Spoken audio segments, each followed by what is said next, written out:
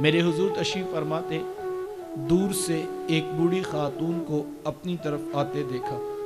آقا کریم علیہ السلام کی نظر پڑی تو میرے حضور اٹھ کھڑے ہوئے، میری ماں پکارتے ہوئے اور دوڑ لگاتے ہوئے ان کے قریب پہنچے، پھر کندھوں سے چادر اتار کر نیچے زمین پر بچھا دی، جسے میں اور آپ کائنات کا قیمتی اثاثہ سمجھتے ہیں۔ اپنی والدہ کو اس چادر کے اوپر بٹھایا، کان لگا کر گھنٹوں ان کی باتیں سنی، اور جب وہ بوڑھی خاتون خود اٹھ کر واپس جانے لگی تو کسی نے راوی سے پوچھ لیا، یہ آنے والی خوش قسمت خاتون کون تھی کہ محبوب علیہ السلام نے کندھوں کی چادر ان کے قدموں کے نیچے بچھا دی؟ تو بتانے والے نے بتایا کہ تمہیں نہیں پتا، یہی تو حضور علیہ السلام کی رضائی والدہ حضرت حلیمہ سعدیہ سلام اللہ علیہ۔ سگی ماں تو سگی ماں ہوتی ہے، میرے محبوب علیہ السلام نے تو دودھ پلانے والی ماں کو بھی اتنی عزتیں عطا کی۔ ماں باپ کیا ہوتے ہیں یہ زمانے کو میرے محبوب علیہ السلام نے آ کر بتلایا۔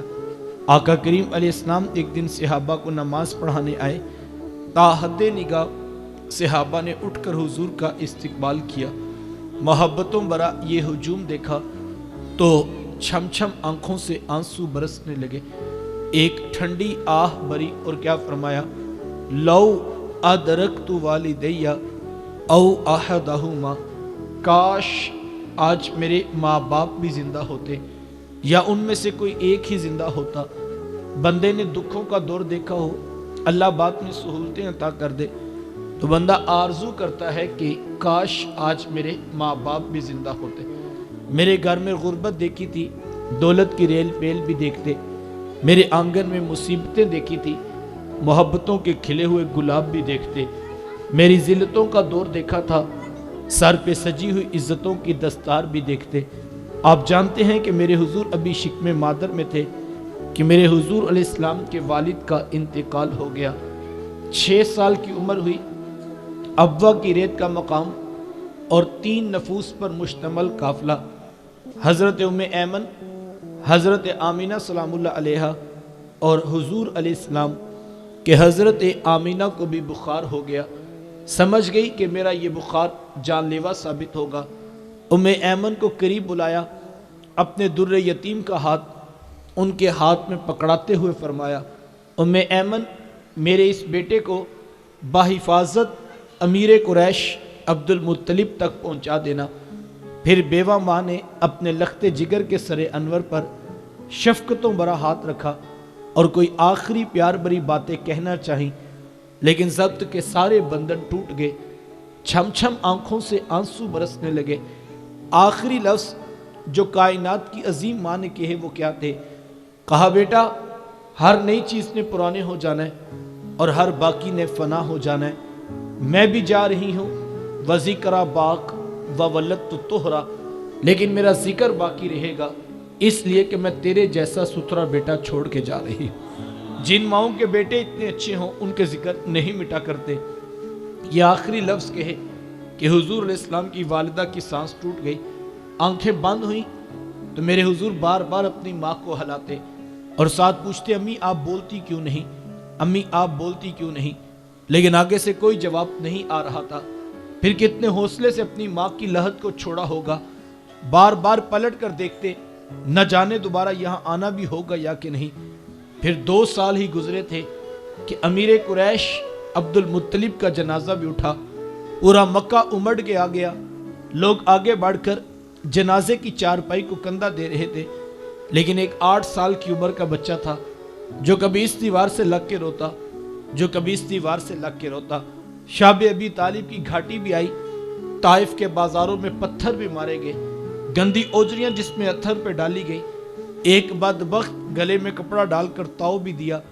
اتنی کٹھن اور طویل صعوبتیں سہ لینے کے بعد آج جب میرے حضور علیہ السلام صحابہ کو نماز پڑھانے آئے، تا حد نگاہ صحابہ نے اٹھ کر حضور کا استقبال کیا، محبتوں برا یہ ہجوم دیکھا تو چھم چھم آنکھوں سے آنسو برسنے لگے، ایک ٹھنڈی آہ بری اور کیا فرمایا، لو ادرکت والدیہ او احدہما، کاش آج میرے ماں باپ بھی زندہ ہوتے یا ان میں سے کوئی ایک ہی زندہ ہوتا، پھر میں لوگوں کو نماز عشاء پڑھا رہا ہوتا، اس میں سورہ فاتحہ کی تلاوت کر رہا ہوتا، پھر میری ماں کو میرے ساتھ کوئی کام یاد آ جاتا، وہ دروازے پہ آتی، چیلمن سرکاتی، اپنے میٹھے اور پیار بھرے لہجے میں فرماتی، ابنی محمد، میرے بیٹے محمد میری بات تو سنو۔ کہا لوگوں میں نماز کا مصلی چھوڑ کر پہلے ماں کی بات کو سن لیتا۔ ماں باپ کو اس قدر عزت، پیار، محبت، الفت، رتبہ، مقام کہاں سے ملا ہے؟ جواب ایک ہی ہے، یہ فیض ہے آمینہ کے لال کا، یہ فیض ہے میلاد والے آقا کا، جنہوں نے اتنی عزتیں اور مقام و مرتبے آقا عطا فرمائے۔ بیٹیاں کیا ہوتی ہیں، یہ زمانے کو میرے محبوب علیہ السلام نے آ کر بتلایا۔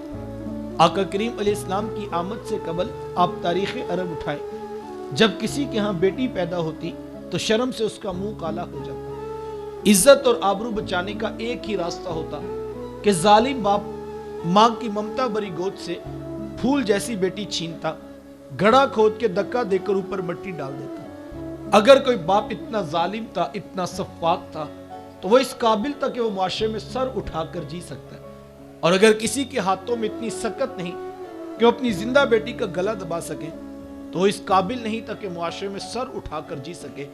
یہ عرب معاشرہ ہے جس کو قرآن مجید فرقان حمید نے بھی بیان کیا ہے۔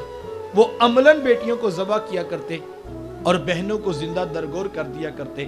جس دور میں بیٹی ذبح کی جا رہی تھی، جس دور میں بہن زندہ درگور کر دی جاتی، میرے حضور اس دور میں کلمہ حق بلند کیا، اور حضور میں بیٹیوں کو ذبح کرنے والوں سن لو، فاطمہ تو بدعۃ منی، میری فاطمہ تو میرے جگر کا بھی ٹکڑا ہے۔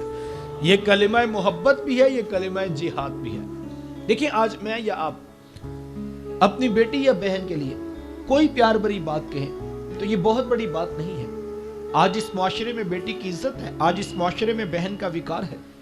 یوں ہی تو نہیں بوڑھا باپ اپنی جھکی ہوئی کمر پہ بوریاں لاد لاد کے مزدوری کر رہا ہے کہ میں نے اپنی بیٹی کو عزت کے ساتھ رخصت کرنا ہے۔ جوان سال بائی فیکٹری میں اوور ٹائم لگا رہے ہیں کہ ہم نے بہنوں کو عزت کے ساتھ بیاہنا ہے۔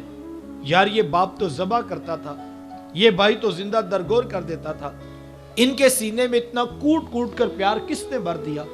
جواب ایک ہی ملے گا، یہ فیض ہے آمینہ کے لال کا، یہ فیض ہے میلاد والے آقا کا، جنہوں نے کٹتی بیٹیوں کو عزت اور ذبح ہوتی ہوئی بہنوں کو زندگی کی بہاریں عطا فرمائیں۔